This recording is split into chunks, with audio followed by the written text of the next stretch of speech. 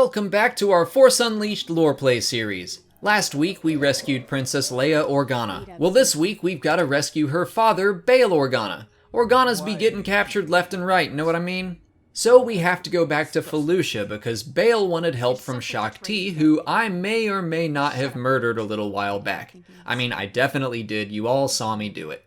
Without Shaak Ti's influence, the planet fell to the dark side of the Force, including her apprentice Maris Brood. The Empire took over and began subduing and entering the Sarlacc for reasons?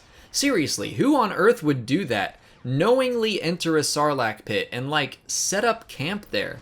I'm no expert in Imperial protocol, but that seems ill-advised. But first, we have to fight our way through the Imperial base camp. Technically, we don't have any new or significant enemies except that the Felucian warriors have now been corrupted by the dark side, which is kinda nice. Now I have a bunch of allies fighting the Empire. I mean, they fight me too, but it's just chaos up in here. And as we all know, chaos is a ladder. Now that we've found the ancient abyss, we need to help free the Sarlacc so we can travel through it. This all seems counterintuitive to me, but okay, I'm in.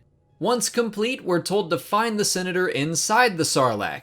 I mean, is he in the process of being digested? What is going on? How did he get down there? I guess if digestion takes 1,000 years, it's not that big of a deal to be stuck inside for a few days. And I'll be honest, something about being down here is super unsettling to me. The teeth and all that, it gives me the willies. And all these Felucians are down here too? What's going on? Why?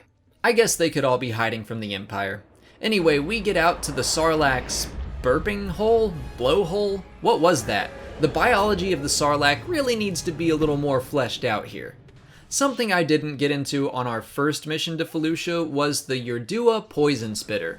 These plants blurred the distinction between animal, plant, and fungus. It was known to be semi-sentient, and the Felucians trained them to protect their villages.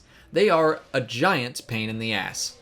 Man, fighting Rancors in this game is fun. But remember how Luke killed the one in Return of the Jedi? Just dropped a door on its head? Starkiller really goes for the overkill here. Makes me wonder if the Felucian Rancors are more savage than the somewhat domesticated one Luke faced.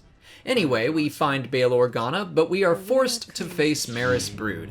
She wields red-bladed guard shotos, also called lightsaber tonfas. I like that design, and I'd like to see it again in future canon content. Oh, and she also has a bull Rancor. The bulls were a much larger subspecies of Rancor found on Felucia, but they could also be seen on Dathomir. They were believed by the Felucians to be incapable of being tamed or captured, but Maris Brood definitely had some control over this one. The basic strategy for fighting him, which I discovered after multiple deaths, is to treat him like a bull. He charges and we dodge, attacking him as he recovers. Finally, we must face Maris herself. She was known to have strengths and beast control, as we just saw, but more importantly, she had the ability to force cloak, able to mask her movements before striking. But after she's beaten, she convinces us to let her leave. Bail sorta disagrees with our decision, fearing that she's too similar to Anakin. But away she goes, and that's where we'll stop for today. Next week, we continue working on building a rebellion now that we have more allies. If you want to watch this series from the start, check out this playlist here. If you haven't already, please like this video, subscribe to the channel, follow me on Twitter, Instagram, and Facebook, and consider checking out my Patreon page. As always, thanks for watching, and may the Force be with you.